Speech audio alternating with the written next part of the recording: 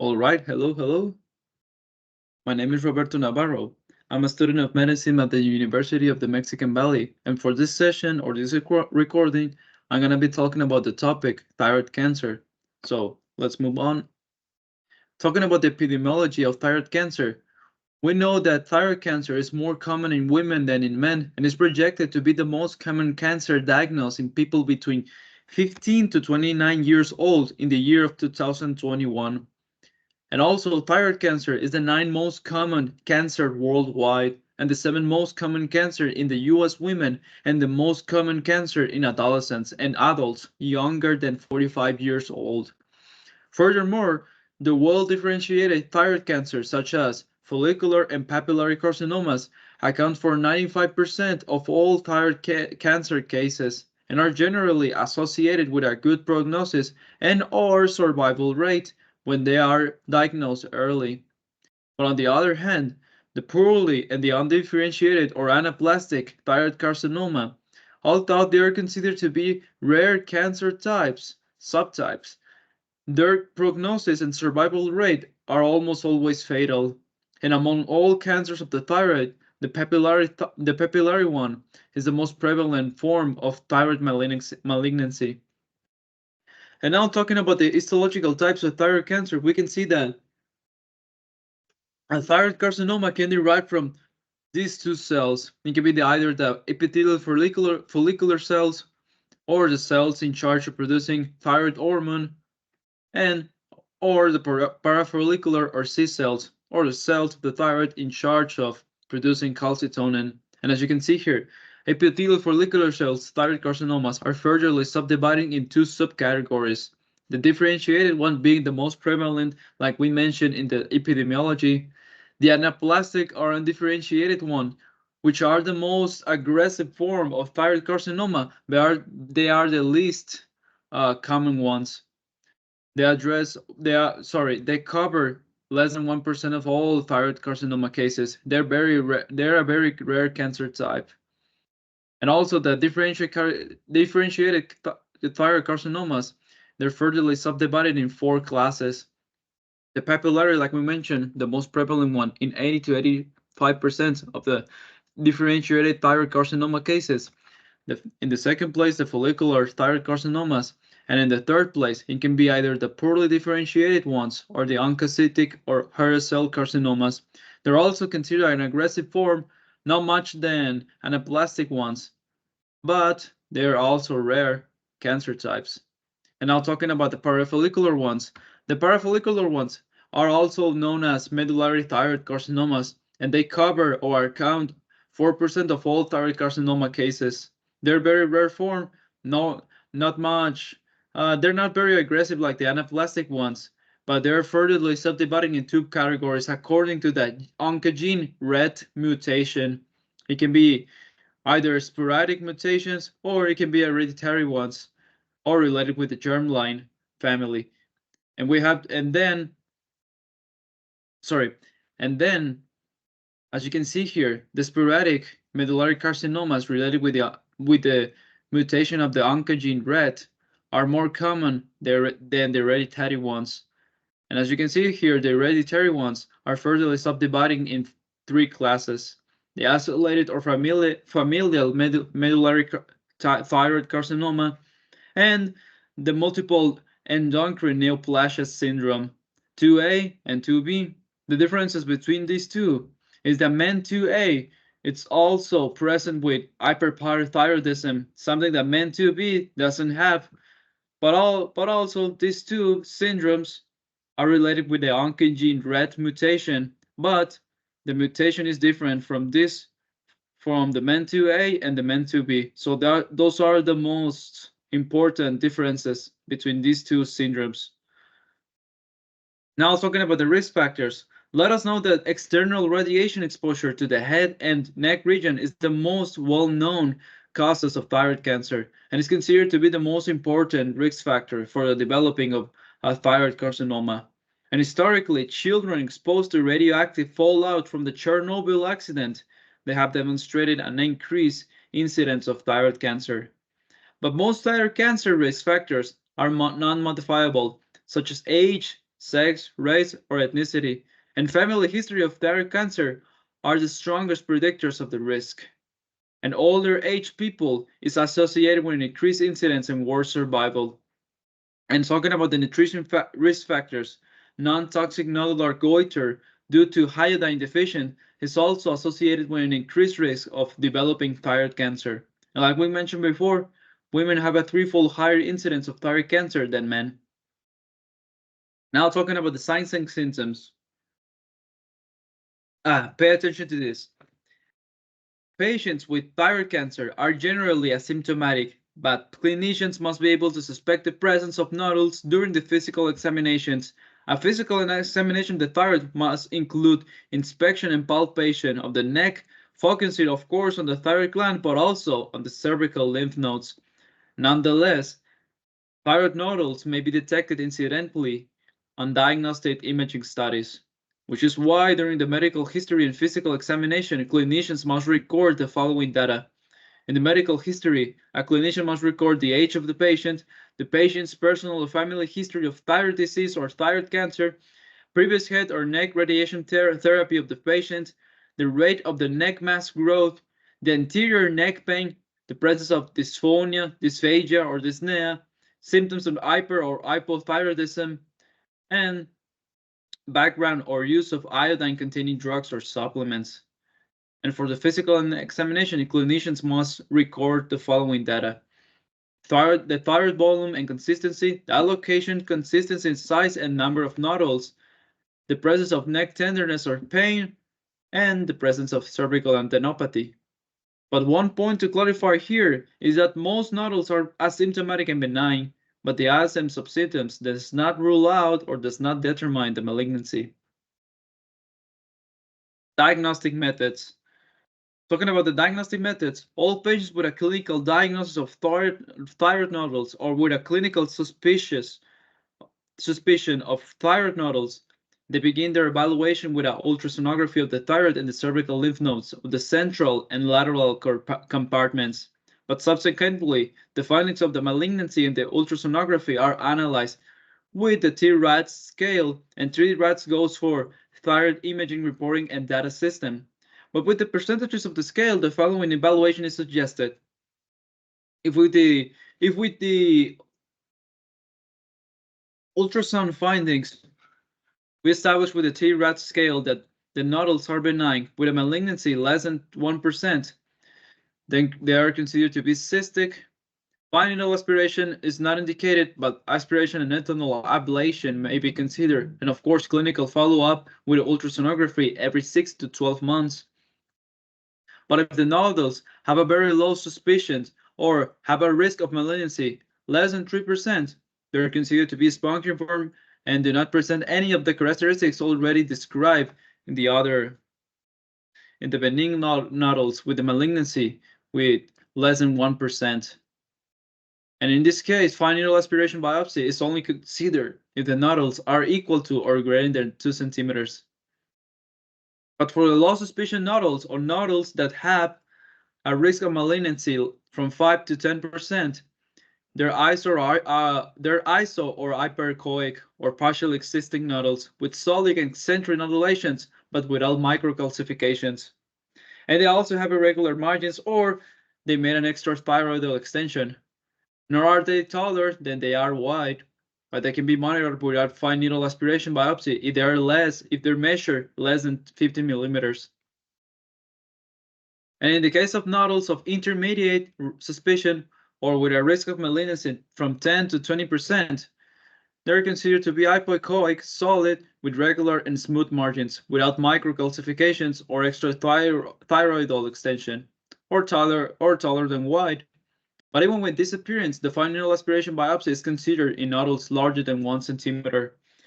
But for the nodules with a high suspicion of malignancy or a malignancy risk from 70 to 90%, they're considered to be hypoechoic, solely, partially cystic, with irregular margins, and microcalcifications are present. And they have a morphology that is taller than wide, with disruption of linear calcification with a hypoechoic component that protrudes or makes an extra thyroidal extension. And if it measures more than 1 centimeter, it is recommended to perform a fine needle aspiration biopsy. And going back with the diagnostic methods, now talking about the T-RAT scale. As we can see here, the scale has 6 categories. Category 1 to 3, they have a risk of malignancy from 0%. Well, in the case of T-RATS 3, it's less than 5%, but they have a score of 0 points. And they're considered to be they're considered to be a normal gland without focal lesions, or a nodal benign, or with a high probability to be benign. But in the case of T-RATS 4, the malignancy risk increases drastically.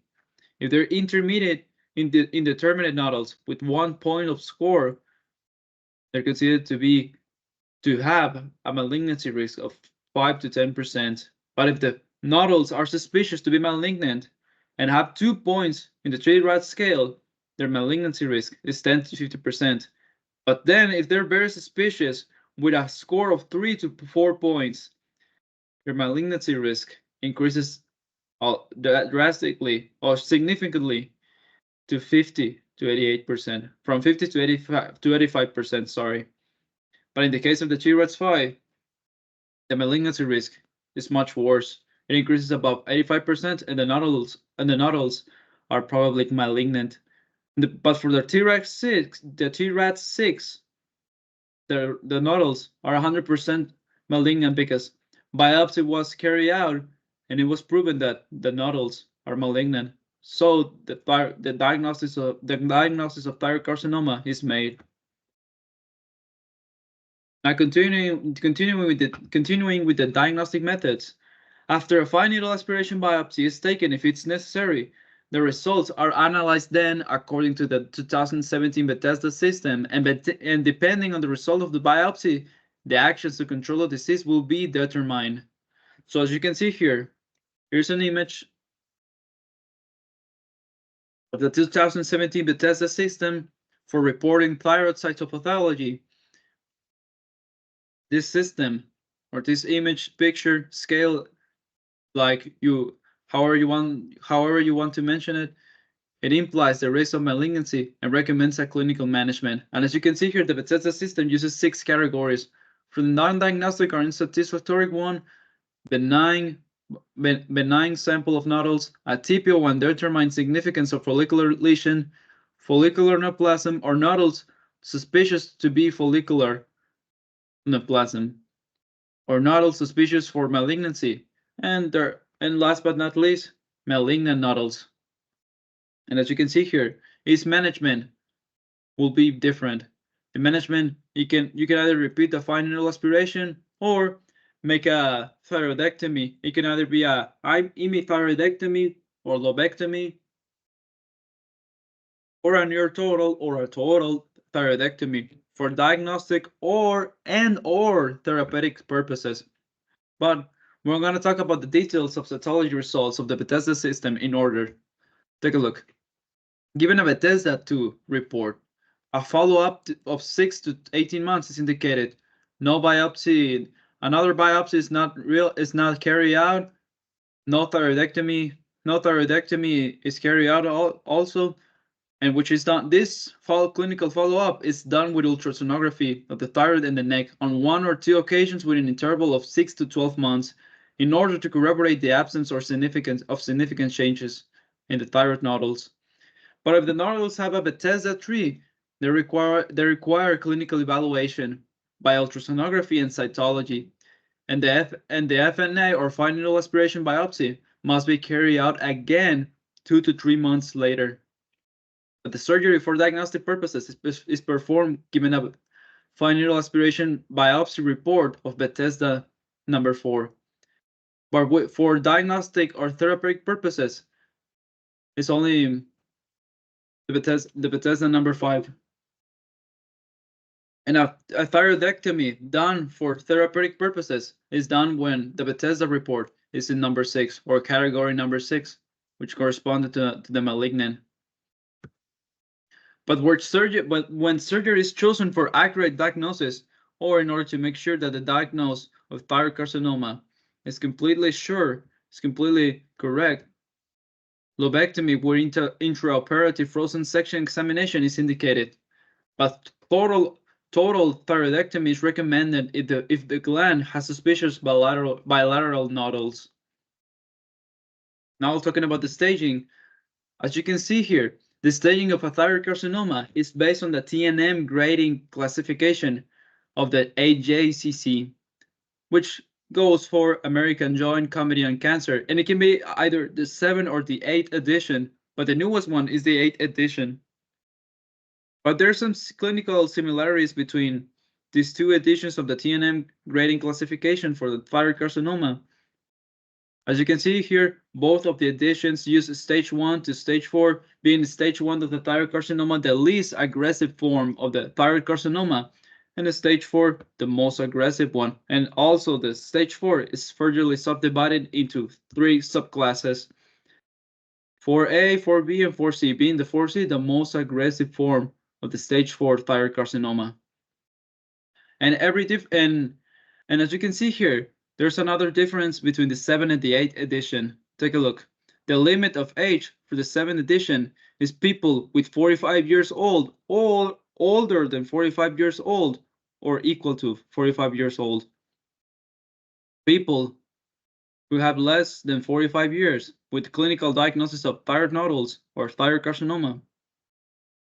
Their cancer will only be in stage 1 or stage 2, but for people with 45 years old or older with a diagnosis of thyroid carcinoma, they can be either in stage 1 to stage 4C.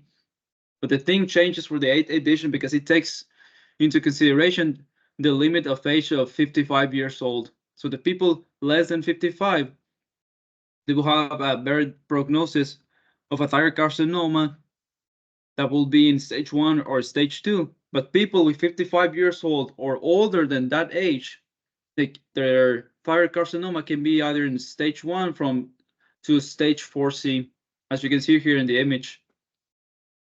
And here for the next 2 pictures, this one and that one,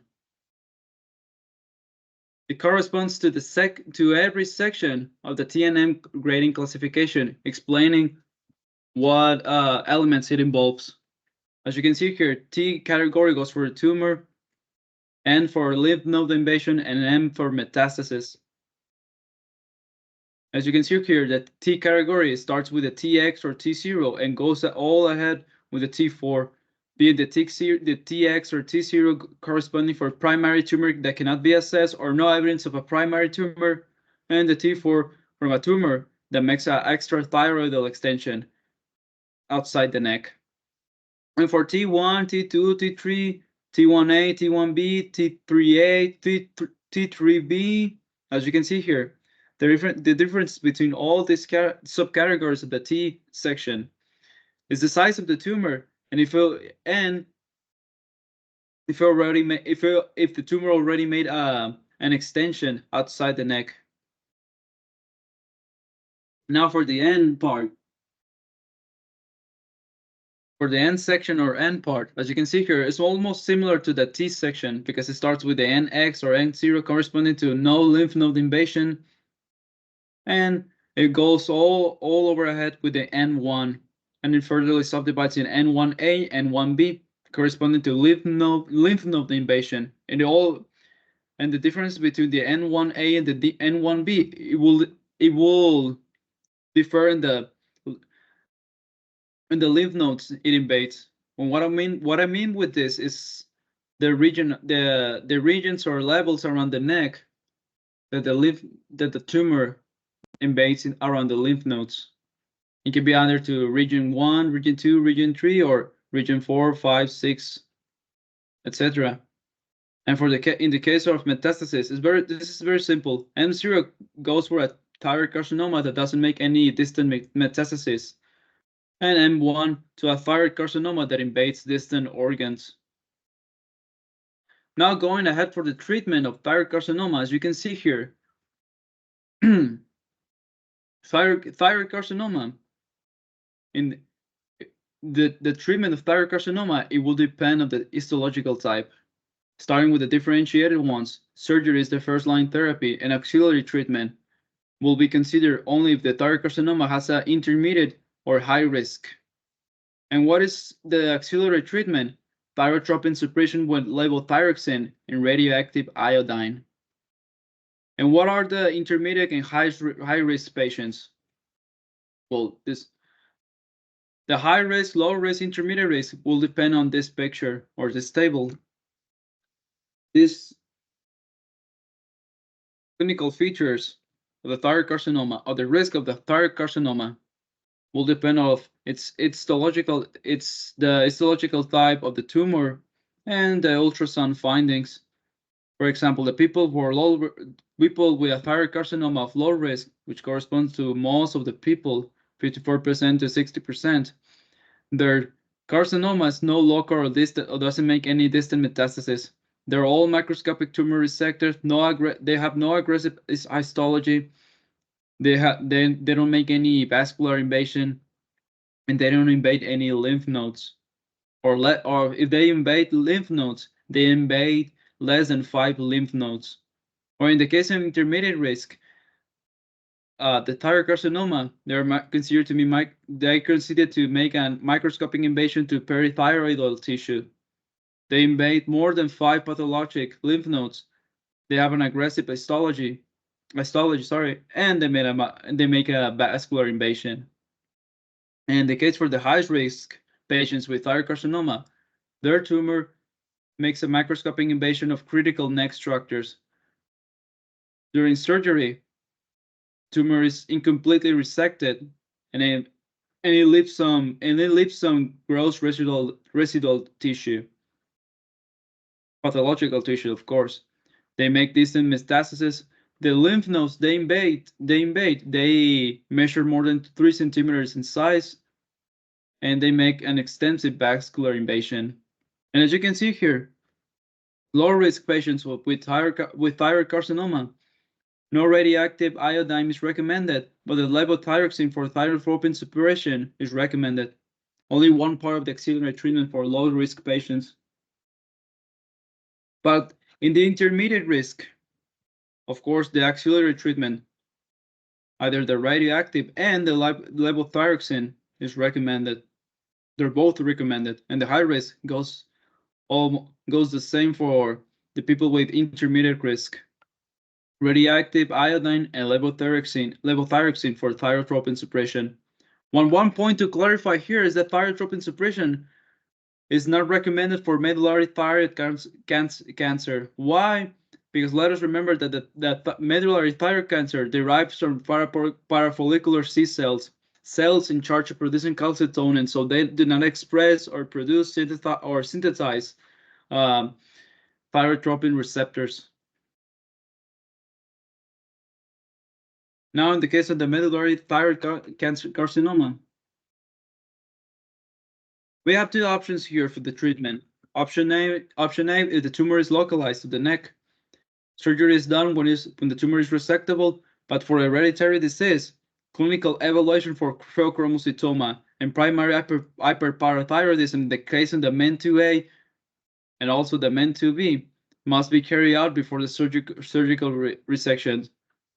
When we are talking about the pheochromocytoma and the hyperparathyroidism, we mean about the medullary hereditary ones, the ones that are called multiple endocrine neoplasia syndrome, the MEN2A, MEN2B.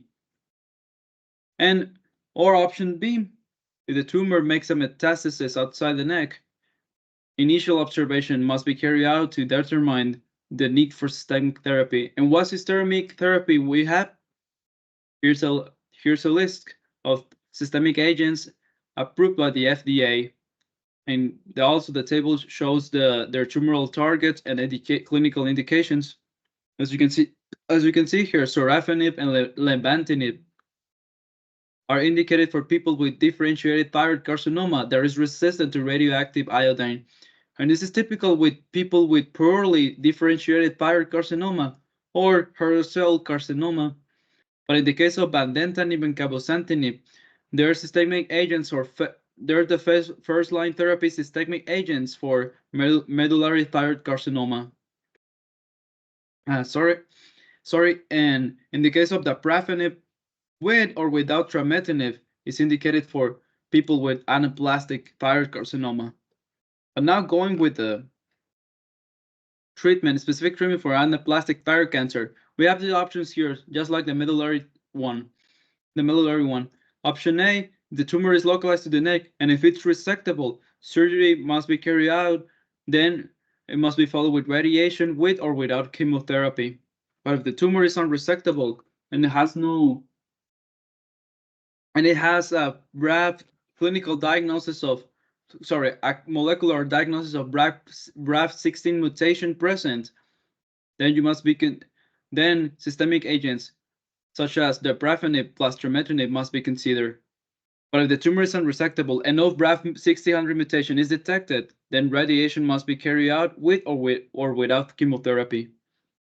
And now option B, if the tumor makes metastasis outside the neck, anaplastic thyroid the anaplastic thyroid cancer has no BRAF mutation detected, systemic agents must be considered and can be either the dabrafenib with or without the trametinib. In the case of anaplastic thyroid cancer without a BRAF16 mutation detected, clinical trials must be carried out when available, and the consideration of palliative radiation to the neck must be carried out. And now going all over with the Now we're going to go all over with the classification of the thyroid surgery techniques. As you can see here, thyroidectomy, there exists a lot of thyroidectomy techniques. There's divided in two main categories. It could be the conventional open thyroidectomy, or the one that leaves a scar around the neck, or the one that is carried out with the Kocher's incision.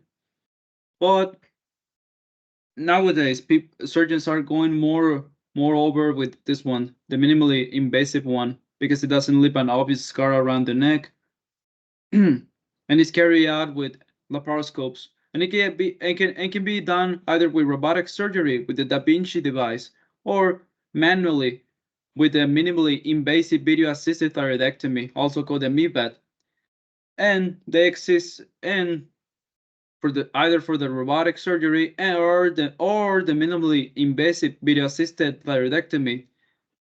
The laparoscopes can be introduced either in the cervical region, anterior thoracic region, axillary region, mammary region, or the axillobreast region, and all their subtypes: GUAB, ABA, WABA, BABA, which all go for unilateral or bilateral axillobreast thyroidectomy approach. Or the laparoscope can also be introduced in the retroauricular region,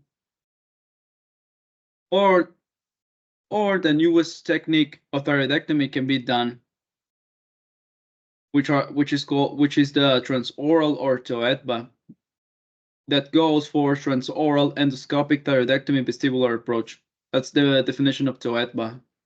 So these are all the thyroidectomy techniques that exist in the nowadays. Now, what is the surveillance or the clinical follow-up for thyroid cancer? It will also depend in the histological type. As you can see here, for the differentiated thyroid carcinomas, ultrasound must be carried out every 6 months initially, or annually if there's no evidence of disease in the first consultations.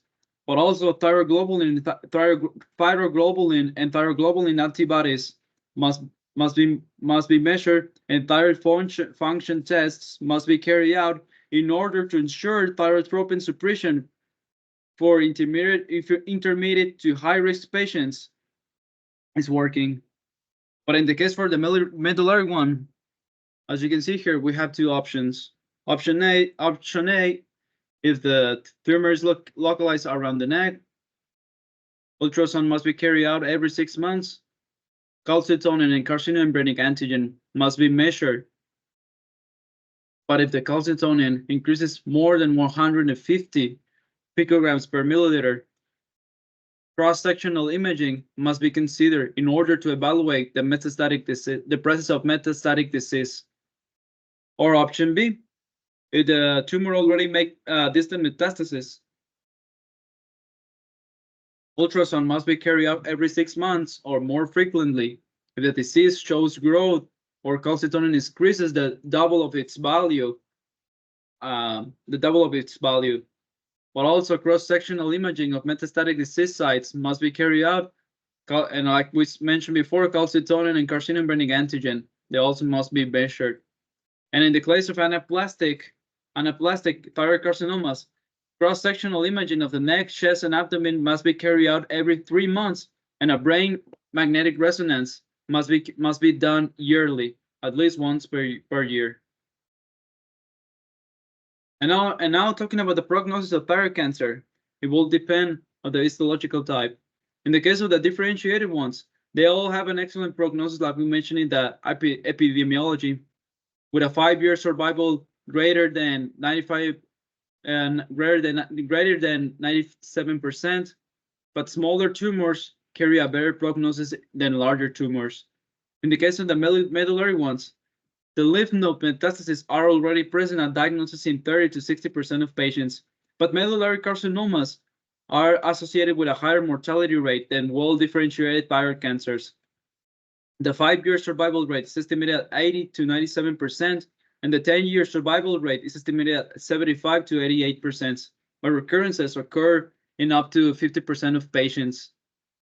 And in the case of an anaplastic one, anaplastic cancers are the least differentiated side of the spectrum, and like we mentioned before, they're the most aggressive thyroid cancers with a 5-year disease-free survival and cause-specific survival approaching 0. And last but not least, for the poorly differentiated thyroid carcinomas, they have a 51% disease-free survival and a 70% cause-specific survival at 5 years. And that's all from me. These are all the references I use in order to make the presentation. I hope you enjoy, and I hope you learn about the most relevant data about thyroid cancer. I'll leave here the references so in order for you to consult them if you want to. And I'll see you next time. We're gonna stop the recording.